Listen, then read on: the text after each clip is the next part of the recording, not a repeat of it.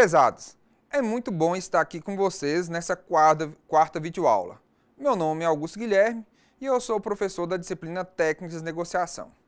Na aula passada, nós abordamos alguns tópicos importantes sobre a negociação, como a comunicação, motivação, estresse e outros assuntos. Agora vamos fechar a nossa disciplina abordando os últimos assuntos que estão elencados na nossa apostila, que está disponível no nosso ambiente virtual. Por falar em apostila, aviso que é importante a leitura detalhada da mesma, pois eu abordei os seus tópicos principais nessas aulas, e ela deve ser explorada na sua totalidade.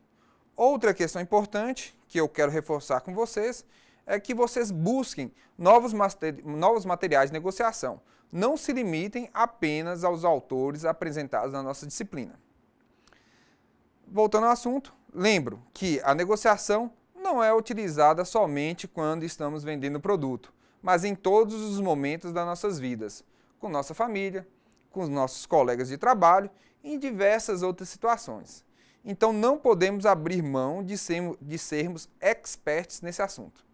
É melhor para a gente e dará muitos frutos para os nossos colegas e familiares, pois se entendermos o lado deles, ou seja, se soubermos que eles também necessitam obter bons resultados, saberemos ser mais focados em um resultado melhor para ambos os lados.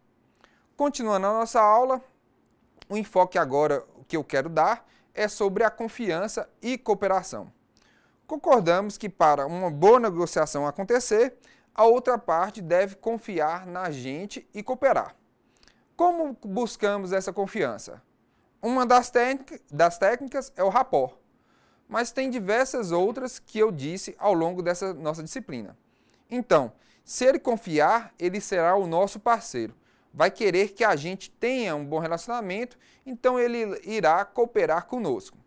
Mas além de sabermos o que temos que fazer, temos que ficar atentos ao que não devemos fazer. E isso é importante, pois tem uma série de comportamentos que têm que ser evitados para termos uma negociação saudável. O autor Vanderlei, ele fala de 26 ações que devem ser evitadas, que são: a primeira, não se preparar e não efetuar simulação das negociações, sobretudo aquelas de maior vulto. O tempo de improvisação está acabando, então temos que utilizar as etapas que ensinamos em outra aula, temos que buscar o máximo de informações. Lembro que uma negociação não pode ser encarada como algo inferior, principalmente quando estamos negociando para nossas empresas, pois ela quer bons resultados. Não podemos brincar com o dinheiro dos outros e nem com os nossos, é claro, com o nosso. 2. Negociar como se estivesse dialogando com o próprio espelho, ou seja, dificuldade em ver a situação com os olhos do outro. Procurem sempre ver a negociação sob todas as óticas possíveis. Temos que entender o outro lado, pois queremos que ele saia satisfeito.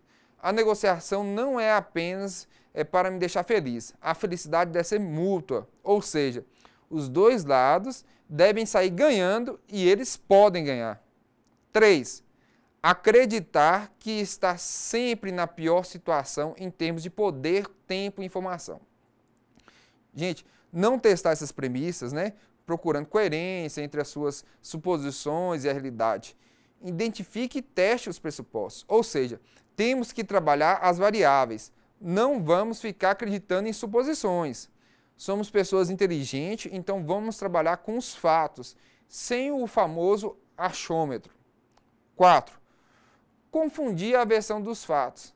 É preciso muito cuidado para não cair na armadilha do que o que importa é a versão, não os fatos. Verifique a autenticidade das suas informações. Essa frase mesmo é de um político mineiro. Ele falava sempre isso, ou seja, o que importa é a versão e não os fatos. Olha só que frase esquisita para um político. Então quer dizer que o que importa é o que ele nos conta e não o que é de verdade? Vamos sair dessa na negociação, pois o que importa são os fatos. 5. Falta de consciência do possível, manifestada através de estabelecimento de objetivos estratosféricos, ou muito aquém dos efetivamente alcançáveis e dos tipos de risco assumidos. risco total ou segurança absoluta. Então, pessoal, temos que analisar bem as possibilidades para a gente definir certinho aonde queremos chegar. Não pode ser nada impossível, mas também temos que evitar a facilidade. Não podemos ser 8 ou 80. Temos que encontrar um meio termo que seja confortável para os dois lados. 6. Não dispor de procedimentos para tratar a tensão e o estresse, elementos sempre presentes em qualquer negociação, sobretudo aquelas mais expressivas. Neste caso, temos que utilizar algumas estratégias e técnicas, como dar um tempo na negociação, ou mesmo surpreender o adversário, fazendo alguma atitude que ele não esperava. Vamos supor que o clima da negociação está pesado, né? E com o colega que trabalha, né? Você está querendo trabalhar com seu colega a troca de uma sala. Sua sala é pequena, né? E a sua equipe é grande e você quer trocar com ele, né? Então, você chama ele para um café, demonstre proximidade, mostre para ele que você não é inimigo, que apenas quer buscar a melhor adaptação para a empresa e não para você. Ou então deixe de falar nisso durante alguns dias, até ele digerir essa questão. Ele com certeza voltará mais consciente da necessidade, se ela for justa. 7. Confundir a pessoa do outro negociador com as suas posições ou ideias. Assim, o foco na negociação desloca-se dos seus aspectos substantivos para conflitos de personalidade. Ou seja, separe as pessoas dos problemas. Quando falamos disso, queremos dizer que, independentemente da pessoa que estamos negociando, temos que resolver o problema. E não podemos imaginar que aquilo que estamos negociando está misturado com a pessoa. Se você não se dá bem com aquela pessoa que está indo comprar na sua loja, pense, eu tenho que vender, independentemente para quem seja. Não podemos imaginar que sempre vamos negociar com anjinhos ou com amiguinhos. Então, não vamos misturar as coisas. Vamos sempre buscar resolver nossa negociação, chegar a um final satisfatório para ambos os lados, independente com quem eu estou negociando. 8. Deixar-se envolver por táticas sujas, aquelas aplicadas com a intenção de ferir o outro. Lembra que eu falei de ética? Então vamos colocá-la em prática. Ela não está só para enfeitar. Não podemos ser malandros em uma negociação. Não é esse o objetivo. Temos que preservar o relacionamento e isso é importante. Então utilize a ética. 9. Planejar e efetuar uma negociação sem buscar identificar os objetivos mínimos necessários do outro negociador. O outro sempre tem objetivos desejáveis e os mínimos aceitáveis. Isso que ele fala entra muito naquela questão de conhecer o outro e buscar bons resultados para os dois lados. Então temos que estar informação. Pois para buscarmos a satisfação de ambos, temos que conhecer suas necessidades e desejos. 10. Utilizar de forma inadequada os recursos disponíveis. Um negociador hábil tem pelo menos duas características. Não faz acordos que possa se arrepender mais tarde e utiliza, da melhor maneira possível, os recursos que disponham, sejam eles referentes a poder, tempo ou informação. Gente, isso é o beabá da negociação. Saber utilizar a informação, o poder e o tempo é fundamental. Então, quanto mais preparado nós somos, mais chance de dar certo a negociação. 11. Não identificar quais são as expectativas e os interesses comuns, os complementares, opostos e neutros, o que acaba gerando polarização e conflito entre as partes. Comece a negociação sempre tratando dos interesses comuns. Qual é basicamente o primeiro interesse comum dos dois lados? O bom resultado. Então comece pensando em interesses que são próximos. Lembram dos professores e dos conselheiros da escola que estavam brigando, que eu contei o caso daquela, eu acho que foi na primeira aula? O interesse deles era ter uma boa escola. Então, a partir daí, eles vão desenvolvendo ações para chegar a esse fim, né, para atender aquele interesse comum. Assim fica bem mais fácil negociar, pois foca muito em resolver o problema em cima de um norte.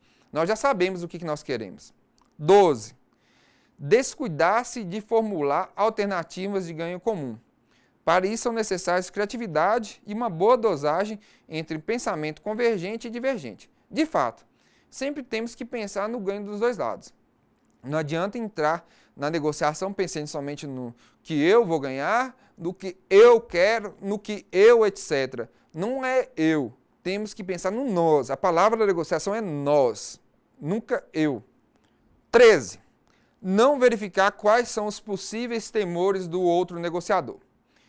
Existe sempre uma série de receios subjacentes em grande parte da negociação, como ter o ego diminuído ou o status prejudicado, sobretudo perante as pessoas envolvidas no processo da negociação, para os quais os resultados interessam de alguma forma. Isso é importantíssimo. Não podemos ferir a pessoa do outro lado. Lembram da pirâmide de Maslow? Então temos que ficar atentos às necessidades básicas do ser humano. Se você ameaça de alguma forma, essas necessidades básicas, você está procurando alguma briga. Então não ameacem o status dele. Não ameacem a sua segurança. Sempre lidem com o outro lado com cuidado, pois somos parceiros e não inimigos. Se você ferir o orgulho do seu adversário, estará praticamente destruindo qualquer chance de ter bons resultados na sua negociação. 14. Não identificar as intenções do outro. As posições numa mesa de negociação são decorrentes de atitudes mentais, crenças e valores. É preciso, portanto, identificar se estamos diante de uma situação de colaboração, cuja premissa é de que um bom negócio é bom para ambas as partes, ou seja, o ganha-ganha, ou se estamos diante de alguém que quer levar vantagem em tudo, ou seja, o ganha-perde. Então é bom sempre termos o máximo de informações possíveis. E também podemos deixar claro para o outro lado que para ele também é importante que a gente saia satisfeito. Na realidade isso é verdade. A nossa satisfação também é importante para o outro lado. 15. Não atentar para o estilo e os interesses do outro. Como decorrência, apresentar argumentação sem nenhuma força persuasiva, distante do entendimento, da lógica, da emoção, das soluções e benefícios para o outro negociador. As pessoas estão interessadas, sobretudo, em soluções e benefícios. Portanto, temos que descobrir como lidar com o outro lado. Pense naquela questão dos estilos psicológicos. Tentarmos descobrir qual o real interesse deles, para criarmos propostas que façam sentido. 16. Desconhecer os sinais verbais e não verbais, ou processá-los de forma inadequada. Em todas as negociações são lançados muitos sinais que só podem ser interpretados corretamente, por quem estiver atento à figura do outro negociador, isto é, vendo e ouvindo efetivamente. O negociador proativo vê antes. Devemos usar bem a comunicação, como foi falado, e deixar de lado que comunicar é apenas falar. Deixa isso de lado. Temos que ficar atentos e comunicar em todos os sentidos. 17. Não levar em conta o tempo de aceitação do outro. Todos nós, diante de ideias diferentes, temos um tempo para processar e aceitar esses ideais. A compreensão desse tempo diferencia o bom do mau negociador. É preciso ter paciência, saber esperar ou tornar o momento favorável. Entra muito naquela ideia do tempo Kairos. Para isso, temos que entender o outro lado. Lembram daquele exemplo que eu dei dos dois colegas de trabalho que negociam na sala, sobre a sala? Eu pedi para poder dar um tempo para o outro lado pensar melhor. Isso é importante. Vou contar uma situação pessoal. Toda vez que pedia algo para minha mãe, sempre ela falava não. Independente do que era sempre não. Se eu chegasse para ela e dissesse, mãe, deixa eu te dar 10 mil reais, ela diria não. Isso era dela, cresceu assim. Como eu me adaptei a isso, desenvolvi uma técnica. Sempre pedia com antecedência e recebia um não e não negociava. No outro dia, voltava a procurá-la e a resposta já mudava ou ficava mais flexível. Então, cada um tem seu tempo. E como estamos negociando com pessoas, temos que ficar atentos a isso. Eu sei que temos que separar os problemas das pessoas, mas temos que saber lidar com elas. 18. descuidar-se do clima da negociação. Ele pode ser de apoio ou defensivo, e significa a diferença entre um desfecho bom para ambas as partes ou um impasse. Ajuda muito se você colocar primeiro os fatos, depois as opiniões. Então, esse negócio de clima de negociação, nem precisaríamos discutir isso. Temos que buscar o melhor sempre, né? A todo momento a gente busca o melhor clima. Não estamos em um duelo, e sim uma parceria. Então demonstre para a outra pessoa que vocês estão ali para atingir algo melhor para os dois lados. Sempre demonstre isso, a pessoa tem que ter consciência disso. 19. Formular inadequadamente seus objetivos máximos, desejáveis, e mínimos, necessários. Isso ocorre muitas vezes porque na formulação desses objetivos não se considera a nossa MAD, melhor alternativa disponível, no caso de um impasse naquela negociação. Como consequência, às vezes cedemos mais do que deveríamos. Outras vezes ficamos intransigentes e depois verificamos que perdemos uma boa oportunidade. Já comentei lá atrás que temos que saber o que é possível e não sermos irrealistas. Sobre a MAD, que eu falei agora há pouco, né, mais tarde um pouquinho, depois que eu falar essa sequência aqui, eu vou explicar melhor. 20. Esquecer-se de quem concede mal, concede em dobro. A arte da concessão está em descobrir e valorizar o que é importante para o outro negociador e pouco importante para você. Identificar a sequência correta. Sempre leve em consideração que aquilo que é importante para você pode não ter a menor importância para o outro negociador. Então temos que saber exatamente o que o outro lado quer e o que nós podemos dar, para assim trabalharmos melhor o processo. Por isso que a gente sempre fala que a informação é importante. Ou seja, informação eu diria que é tudo. 21. Não diagnosticar corretamente as causas dos impasses e, com isso, acirrá-los ou fazer concessões inadequadas. Lembre-se de que os impasses têm cargas emocionais acentuadas. Portanto, trate delas com muito cuidado e preveja saídas estratégicas para os possíveis impasses. Voltamos novamente à informação, pois, para diagnosticarmos qualquer situação, temos que ter informação. Informação demais nunca vai fazer mal, gente. Lembre disso, informação demais nunca vai fazer mal. 22. Repetir constantemente as mesmas táticas por falta de repertório. É sempre conveniente lembrar que táticas percebidas podem ser neutralizadas e revertidas, e muitas vezes irritam o outro negociador.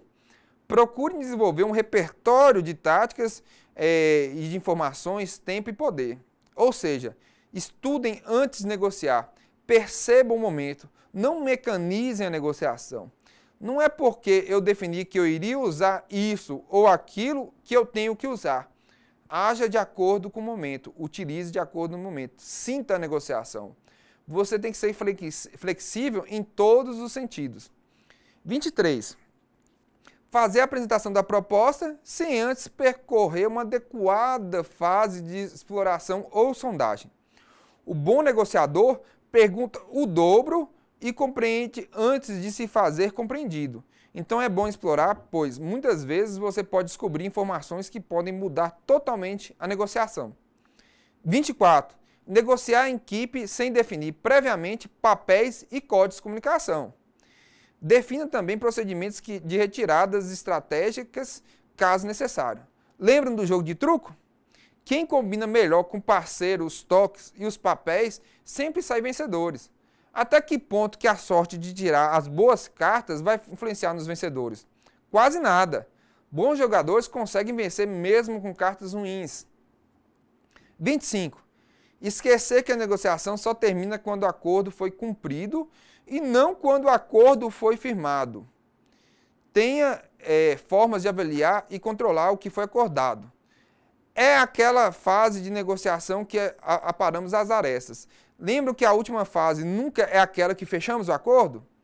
Se pensarmos em relacionamento, temos que lembrar que devemos ter um bom atendimento do nosso parceiro, mesmo depois da negociação finalizada. 26, né, e última, não procurar aprender alguma coisa de cada negociação efetuada. A prática só é boa mestra para quem sabe aprender com ela. Quem não sabe, comete sempre os mesmos erros e cada vez ele vai piorando. O aprendizado sempre é importante. E como não nascemos negociadores, sempre temos que estar aprendendo. Se não precisássemos, não estaríamos aqui, né, nessa sala de aula. Agora, eu quero falar da MAD, ou seja, a melhor alternativa disponível. Lembra que eu falei que iríamos falar sobre ela nas 26? Eu comentei com vocês. Vamos lá. Aqui temos a MAD. É mais comum ser chamada por MAPAN, que é a melhor alternativa para um acordo negociado. O que vem a ser MAPAN? É o basilamento da nossa negociação, né? Ela baliza a negociação. Olhem essa balança aqui, né? MAPAN ou MAD, é isso. Ou seja, para toda negociação que estamos fazendo, temos que saber qual é a nossa outra opção, caso ela dê errado. Se eu vou comprar um carro na concessionária, eu tenho que saber qual é o outro carro, modelo e preço que eu vou comprar caso eu não consiga fechar aquele negócio. E sabendo disso, eu vou saber até que ponto eu posso aceitar as condições dessa concessionária. Aquilo vai servir para mim como um parâmetro daquela negociação, um teto. Sabem qual é um grande exemplo de MAPAN ou MAD que eu posso dar para vocês? Um leilão. Se você não conhecer os produtos que estão sendo vendidos, o seu estado naquele momento e o valor dele de mercado, você vai se dar mal. Tem um caso que ocorreu um leilão em uma cidade próxima daqui, que eu vou contar para vocês. Tinha umas meninas que nunca tinham participado de leilão, não sabiam como era o sistema, né? Que queriam comprar uma moto, né? Daquelas pequenas, estilo bis. Ficou tão acirrada a disputa entre elas, né? Que elas compraram uma moto usada mais cara do que uma moto nova. Elas não souberam usar sua MAPAN, né? Que seria o preço daquela moto que ela iria comprar, né? Qual o preço que aquela moto que ela iria comprar valeria para o mercado.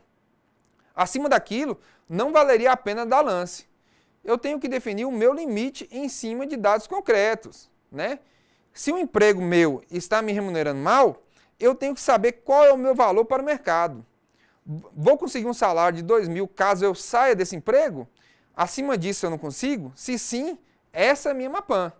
Se meu teto for R$2.000, isso daí que é o meu valor para o mercado. Mudando um pouco de assunto, em outra aula eu falei sobre a percepção dos negociadores, que essa percepção está baseada na sua expectativa. Sobre expectativa, eu vou falar de algo que é responsável por formá-la, que é a cultura. Temos que ficar atentos à cultura ou realidade que o outro lado na negociação está inserido. Não podemos imaginar que todo mundo é igual a gente ou tem os nossos gostos. Temos que ficar atentos a cada realidade, a cada singularidade.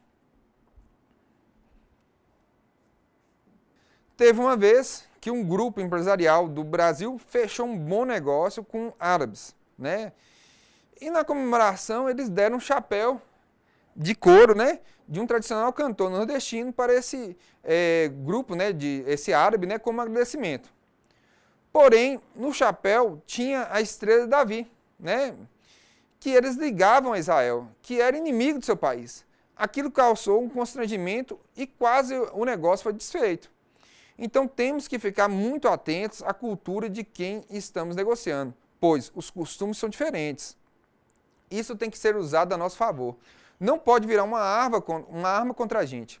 Lembro que a cultura japonesa é bem diferente da nossa cultura. Lá eles têm a cama no chão, andam descalços na casa. Para eles, tudo dentro da casa é limpo. Nós já consideramos a sujeira da casa, as nossas camas são altas, se cair algo no chão, já consideramos que aquilo sujou.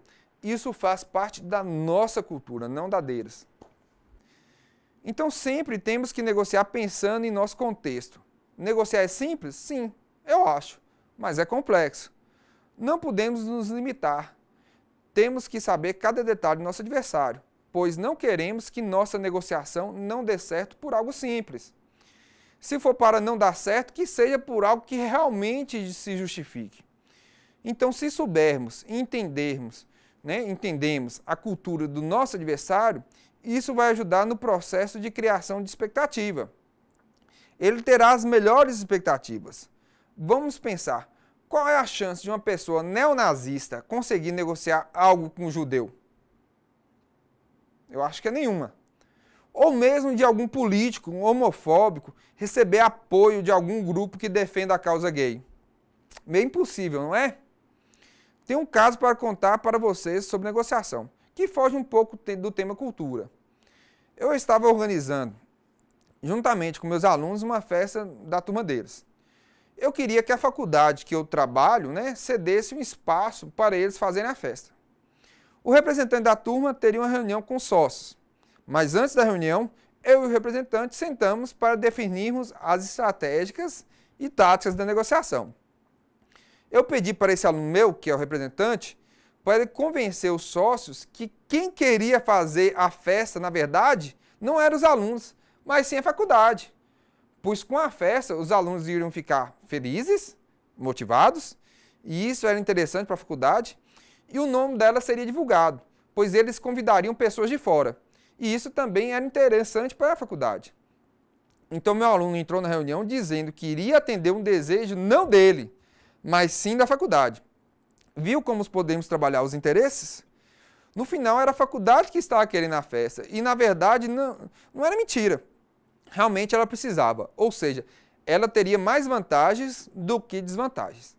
Voltando ao tema cultura, o negociador brasileiro ele não importa muito em organizar o processo de negociação. Ele sempre confia muito no improviso. E nessa improvisação, ele comete os seguintes erros, que são recorrentes.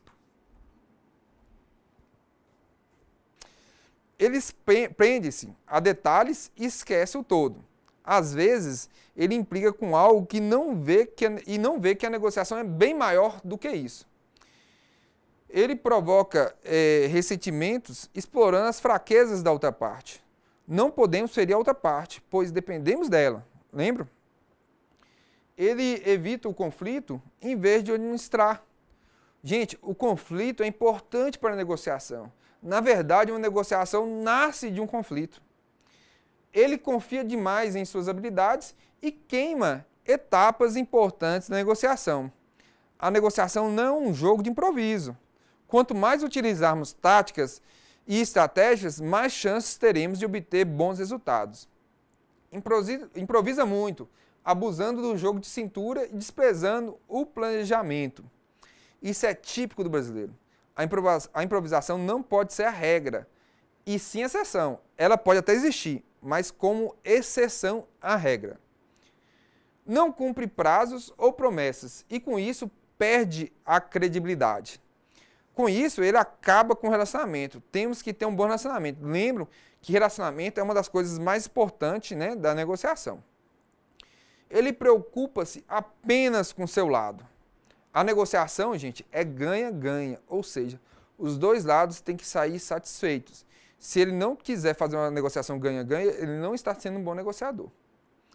Ignora as diferenças e desrespeita a lógica do outro negociador. Isso também pode acontecer. Temos que saber lidar com o outro lado e respeitá-lo. O respeito irá ajudar muito no processo de negociação. O respeito é fundamental para que aquele processo de negociação seja saudável e que ele avance e que atinja os seus resultados. Trabalha com uma margem estreita. Temos que ser flexíveis e ter diversas opções de proposta. Não podemos travar a negociação. Não explora convenientemente o fator tempo, tornando-se impaciente. O tempo, gente, é fundamental. Cada um tem o seu tempo e temos que respeitar e principalmente explorar o tempo do nosso adversário. Muitas vezes o tempo do nosso adversário vai nos ajudar na negociação. Assume com frequência uma postura defensiva. Não devemos assumir essa postura. A postura tem que ser de cooperação. Não estamos numa guerra, gente, onde tem apenas um lado vencedor. A negociação, os dois lados podem vencer. Está mais preocupado em falar do que em ouvir. Talvez uma das grandes armas da negociação é ser um bom ouvinte. Isso quase nunca é explorado. As pessoas precisam de outras pessoas que a escutem. possui baixa flexibilidade e não costuma colocar-se no lugar do outro. Como disse anteriormente, temos que ser flexíveis e entender o lado do outro, né? A gente tem que entender a outra parte, porque é importante para você que o outro saia satisfeito, então temos que entender isso. Utiliza termos técnicos ou linguagem inacessível à outra parte. Gente, estamos negociando com alguém, então temos que estar atento às suas particularidades. Quando o político conversa com o eleitor mais humilde, ele não sabe se comunicar muito bem com ele, ali ele está negociando o voto. Então, se o político sabe, por que a gente não vai saber? Temos que saber a linguagem que a gente vai utilizar. Não dá importância devida aos resultados da negociação. É fundamental que os resultados eles sejam reconhecidos, né? Não podemos ignorá-los. Talvez eles não façam sentido para mim, mas para o outro lado, eles são importantes. Bem, pessoal, acho que é isso. Temos sempre que ficar atentos ao processo de negociação, utilizar as estratégias e táticas de uma forma correta, sempre buscar informações para saber utilizar todos os nossos recursos, lembrar da Mapan, né? A nossa segunda opção, conversar com as outras pessoas, ouvir mais do que falar, buscar outros pontos de vista, né? Fazer um script para negociação, reconhecer a necessidade dos outros, ou seja, utilizar tudo o que eu falei até agora nessas 4 aulas. Assim, teremos uma chance maior de chegar em resultados melhores. Isso será bom tanto para vocês como para o outro lado. Lembre-se, não é verdade que a negociação é um dos lados que tem que sair vencedor e o outro perdedor. Isso é mentira. Dá para os dois lados ganharem. E vamos lutar para isso sempre, não é? E com isso, encerramos os assuntos da nossa 4ª videoaula. Eu espero que vocês tenham gostado e que tenham absorvido ao menos um pouco do que vimos hoje. Lembre-se de acessar a sala virtual, participar dos fóruns e postar suas dúvidas. E não se esqueçam dos estudos da apostila. Por enquanto é só.